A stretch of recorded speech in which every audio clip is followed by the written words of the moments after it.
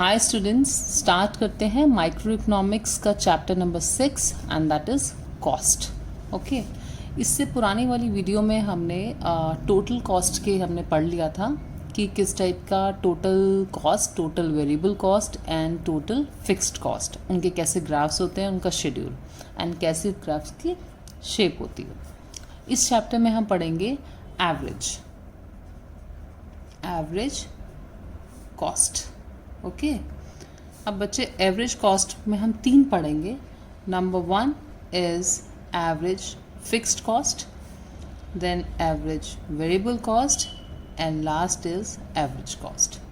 ठीक है, जैसे हमने पुराने वाले वीडियो में total fixed cost, total variable cost और टोटल कॉस्ट पढ़ा था। अब यहाँ पे एक एवरेज जहाँ पे आ जाता है उसका मतलब होता है पर यूनिट। ठीक है, टोटल का मतलब क्या था, आप टोटल निकालते हो कॉस्ट कितनी है, यहाँ पर यूनिट कॉस्ट निकालेंगे। ओके, तो पर यूनिट कॉस्ट हम सबकी निकालेंगे, तो उसके जो फॉर्मूलेज हैं वो हम डिस्कस करेंगे कि कैसे निकालते हैं। तो पहली जो कॉस्ट हम पढ़ेंगे इसमें एवरेज के अंदर वो होगी हमारी एवरेज फिक्स्ड कॉस्ट। और ये जो सारी कॉस्ट होती है ये हमारी टोटल कॉस्ट से निकलती है। अगर एवरेज फिक्स्ड कॉस्ट हमें निकालनी है तो वो हमारी टोटल फिक्स्ड कॉस्ट से निकल जाएगी। अगर मैं टोटल फिक्स्ड कॉस्ट को डिवाइड कर दूं हमारे आउटपुट से, ओके, अगर मैं टोटल फिक्स्ड कॉस्ट को डिवाइड कर दूं आउटपुट से, तो जो मेरा आंसर आएगा वो पर यूनिट फिक्स्ड कॉस्ट आ जाएगी, per unit average fixed cost. ठीक है, अगर मान लीजिए मेरा TFC एग्जाम्पल ले लेते हैं, इफ़ TFC अगर मेरा 100 है, ठीक है, और मैं मानती हूँ मेरा आउटपुट फिक्स्ड कॉस्ट मेरी 100 है और मेरा आउटपुट है 5 यूनिट्स मैंने बनाई है मान लो, तो मेरी अगर AFC निकालना है मुझे तो वो मेरा हो जाएगा 100 divide by 5, that means 20 is my average fixed cost. ठीक है, अच्छा, दूसरा ये जो आउटपुट हमारा होता है इसको हम Q से डिनोट कर देते हैं। Q मीन्स क्वांटिटी,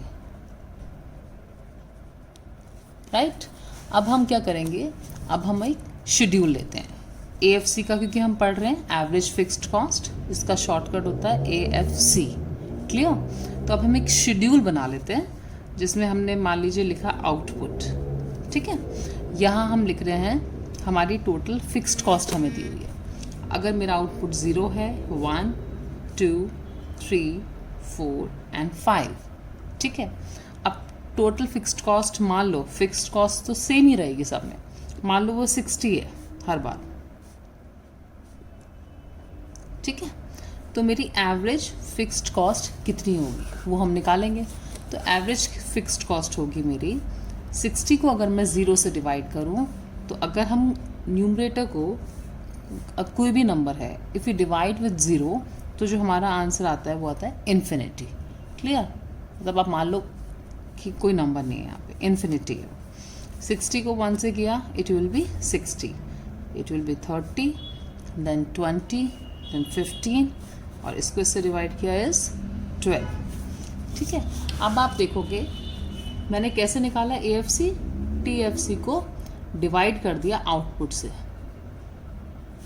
इसको इससे डिवाइड किया तो मेरा ये सब निकल गया। अब हम क्या करेंगे, जो हमारा AFC निकला है एवरेज फिक्स्ड कॉस्ट, उसका जो शेड्यूल है उसको आप एक बार ध्यान से देखो कि किस तरह वो बढ़ रहा है या कम हो रहा है, उसका क्या फॉर्मेट, किस तरह से मतलब उसकी वैल्यूज़ आ रही है। पहले हमने डिवाइड किया जब हमारा 0 आउटपुट था तो मेरा AFC था इन्फिनिटी। जब मेरा आउटपुट बढ़ा तो मेरा AFC हो गया 60, जब 2 हुआ तो और कम हुआ 30, तो ये मेरा डाउन जा रहा है। आप देखोगे पहले इन्फिनिटी था, देन डाउन, देन 30 से 20, 15, देन 12। क्यों होता है एवरेज फिक्स्ड कॉस्ट आपकी क्यों कम होती जा रही है? क्योंकि फिक्स्ड कॉस्ट तो आपकी उतनी ही रहेगी, आप कितना भी आउटपुट बना लो, चाहे आपने 1 यूनिट बनाई है, कोई भी चीज़ की 1 बनाई, तो भी आपकी जो फिक्स्ड कॉस्ट है, फिक्स्ड कॉस्ट मीन्स अगर आपने जो लैंड ली हुई थी जिसको आप रेंट पर मंथ दे रहे हो, या कोई मशीनरी लगाई थी, जो मतलब फिक्स्ड आपने खर्चा किया है वो तो उतना ही कर ही दिया आपने। अब चाहे आप कुछ बनाओ या ना बनाओ या बहुत ज़्यादा बनाओ, तो वो तो आपका सेम ही रहना है। अब जैसे जैसे आपका आउटपुट बढ़ता रहेगा, ये जो वैल्यू है AFC आपका कम होता रहेगा, क्योंकि हम पर यूनिट वैल्यू निकाल रहे हैं। ठीक है, तो इसको इससे डिवाइड किया, सारी वैल्यूज़ हमारी कम होती जा रही है।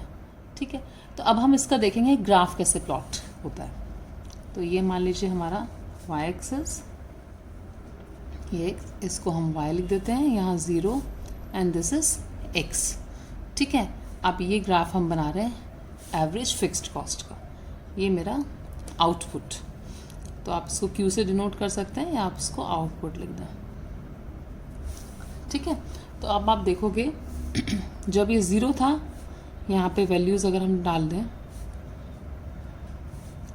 10, 20, 30, 40, 50 एंड 60 है, 1, 2, 3, 4, 5 एंड 6।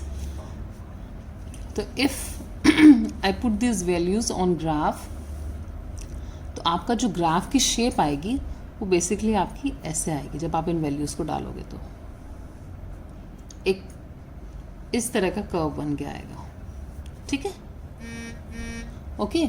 अब ये जो शेप आती है आपकी, क्यों? एक नेगेटिव रिलेशन है आपकी कॉस्ट में और आउटपुट में यहाँ पे, क्योंकि जैसे जैसे आपका आउटपुट बढ़ रहा है आपकी कॉस्ट कम होती जा रही है। पहले वो 60 थी, फिर आपकी 30 हो गई, देन 20 हो गई, फिर 15 हो गई और फिर 12 हो गई। कम हो रही है ना आपकी जो वैल्यूज़ हैं। तो ये जो आपकी कम हो रही है इसे बोलते हैं इन्वर्स रिलेशन। कॉस्ट में और आउटपुट में इन्वर्स रिलेशन है एवरेज फिक्स्ड कॉस्ट के अंदर। तो ये जो शेप होती है, इस शेप को हम बोलते हैं रेक्टेंगुलर हाइपरबोला। रेक्टेंगुलर, ठीक है, हाइपरबोला।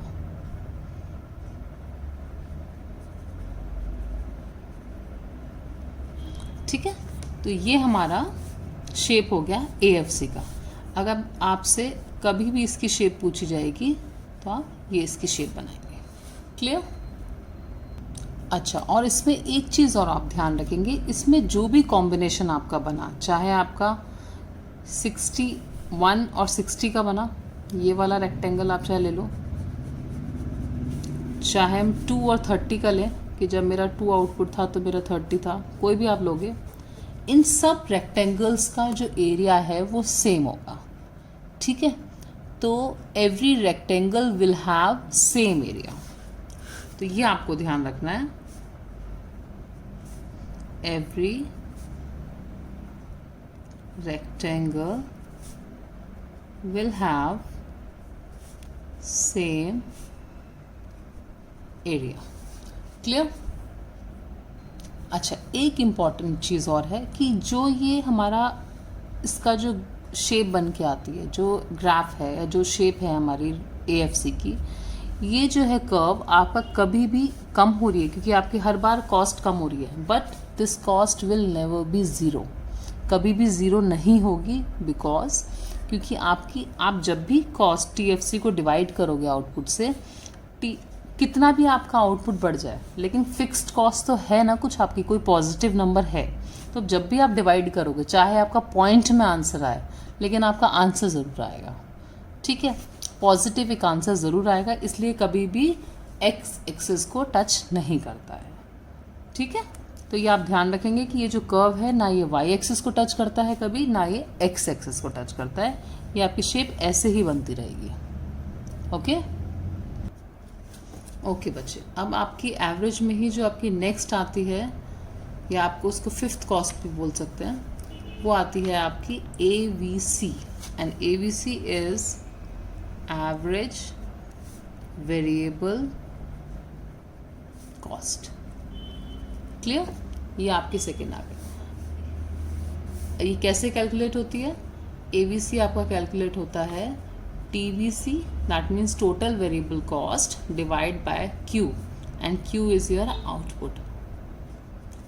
जैसे आपने AFC निकालने के लिए TFC से डिवाइड किया था आउटपुट को, तो AVC निकालने के लिए हम TVC से डिवाइड कर देंगे। ठीक है, तो आपका पर यूनिट वेरिएबल कॉस्ट निकल जाएगी। तो ये आपका आंसर निकाल देगा पर यूनिट वेरिएबल कॉस्ट। ठीक है, अब क्या करना है हमें, अब हम इसका भी एक शेड्यूल लेते हैं।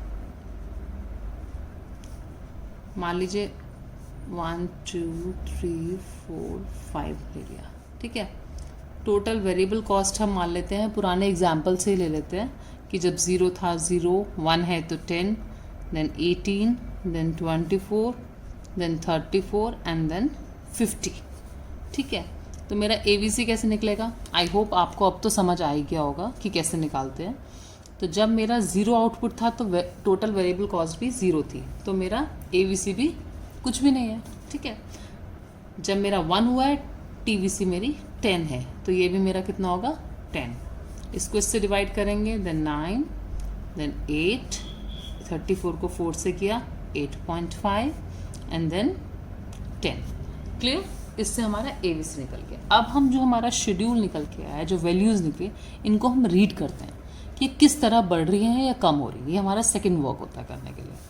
तो आप देखेंगे जब 0 आउटपुट था ABC मेरा कुछ नहीं था, कोई एवरेज वेरिएबल कॉस्ट नहीं थी, पर यूनिट जो कॉस्ट थी। जब आउटपुट मेरा 1 हुआ तो ये 10 हो गई, फिर ये 2 हुआ, ये 9 हुई, कम हो रही है। ठीक है, फिर 3 हुआ, अगेन इट्स डिमिनिशिंग। जब 4 आउटपुट हुआ तो मेरी ये बढ़ रही है। क्यों? क्योंकि मेरा TVC भी बढ़ रहा था यहाँ पे, तो मेरी ऑफकोर्स मेरी ये भी बढ़ेगी। तो यहाँ पे ये इंक्रीज़ होना स्टार्ट हो गया, फिर ये और इंक्रीज़। तो पहले आप देखोगे शेड्यूल में क्या है, पहले वैल्यूज़ कम हुई हैं and they have again then they started increasing. तो इसका ग्राफ किस हिसाब से बनेगा? कोई भी चीज़ अगर हमारी पहले कम होती है फिर बढ़ती है तो उसका ग्राफ ऐसे होगा। देखो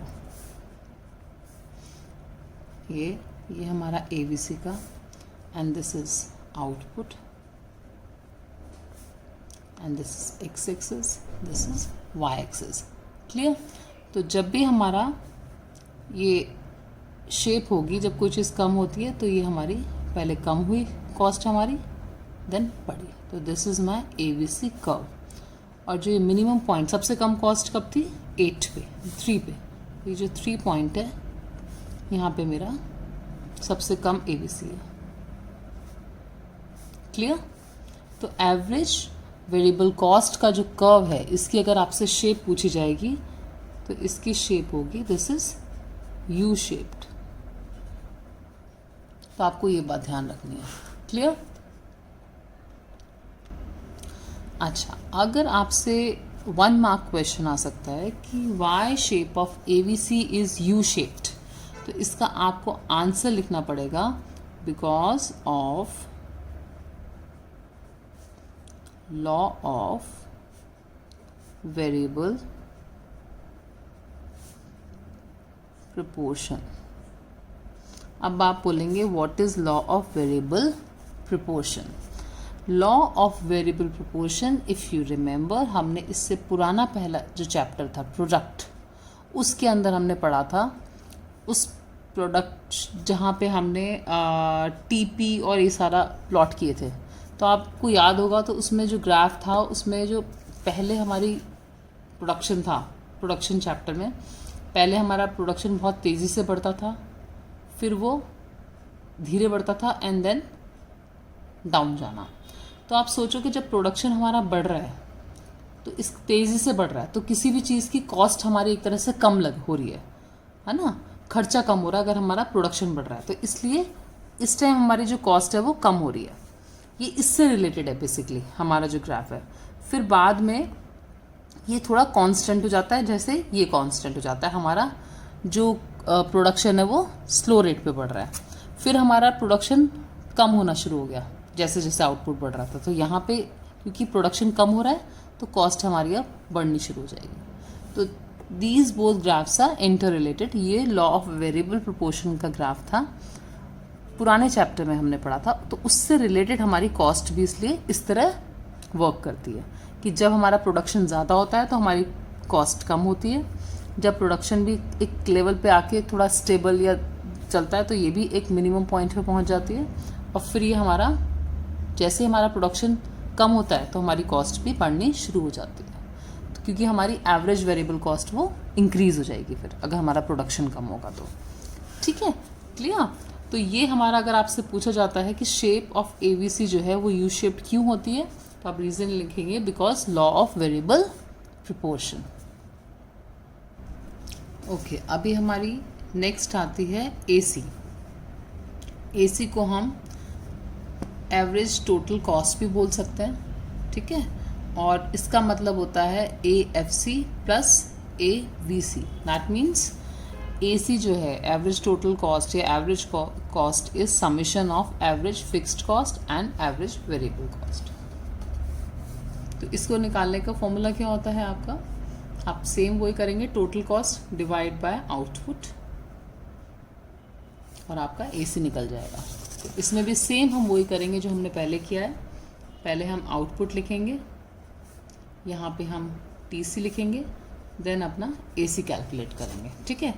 अब हम ले लेते हैं, इसमें हम थोड़ा सा बड़ा अपना वो लेंगे शेड्यूल, बिकॉज आपको क्लियरली समझाने के लिए।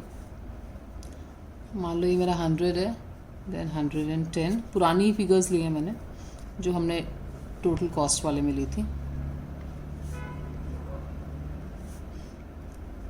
ये 150, then 185 and 1 second 134 I think कहीं मैंने मिस कर दिया है, 118 right, this is 118, this is 124 and this is 134 and this is 150 and then 185 and 250।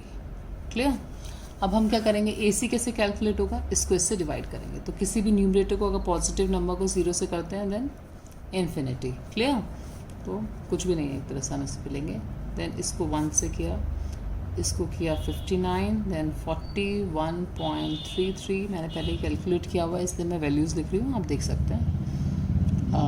Then 33.5 आएगा, देन 30, देन 30.83 एंड देन 35.71। ठीक है, इस तरह वैल्यूज़ है। अब हम इस शेड्यूल को रीड करते हैं कि किस तरह वैल्यूज़ हमारी इंक्रीज़ हो रही है या डिक्रीज़ हो रही है। पहले इन्फिनिट था, देन 110 कम हुई, कॉस्ट हमारी फिर से कम हुई और कम हुई और कम हुई और कम हुई, but after 30, after output 5 it started increasing. Clear. तो इस तरह हमारा पहले ज़्यादा तेज़ी से कम हो रहा था, फिर कम तेज़ी से कॉस्ट हमारी बढ़ी, कम हुई और फिर बढ़नी शुरू हो गई। पहले ज़्यादा कॉस्ट कम हुई, देन स्टेबल सी हुई और फिर बढ़नी शुरू हुई। तो जो ग्राफ होगा AC का वो भी ऑलमोस्ट सेम ही होता है आपका जो आपका ABC का होता है। तो ये y एक्सिस है हमारा, तो और ये हम निकाल रहे हैं AC and this is your x axis. ठीक है, तो अब इसका ग्राफ जो होगा वो भी आप ऐसे ही बनाएंगे, पहले कम हुई कॉस्ट एंड फिर बढ़ गई, और ये मिनिमम पॉइंट इसका जो हमारा 5th यूनिट पे है 30। इस टाइम हमारी कॉस्ट सबसे कम थी। क्लियर। तो इसकी भी शेप हमारी कैसी हुई है, यू शेप्ड। रीज़न आपको कोई क्वेश्चन आएगा, because of law of variable proportion.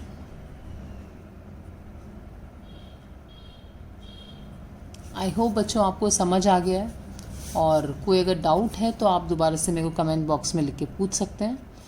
अच्छा, अभी हमने सारी एवरेज की भी सारी कॉस्ट कर ली है। अभी नेक्स्ट वीडियो में हम क्या करेंगे, मार्जिनल कॉस्ट कर लेंगे plus relation between all these cost, average cost, average variable cost and average fixed cost, जो बहुत ही इंपॉर्टेंट क्वेश्चन है। वो अपने में ही पूरा सिंगल वीडियो के लिए एक टॉपिक है, तो मैं नेक्स्ट वीडियो उसी की बनाऊंगी। आई होप जितना पढ़ाया आपको क्लियर हो गया। Okay then, thank you so much, thanks for watching the video.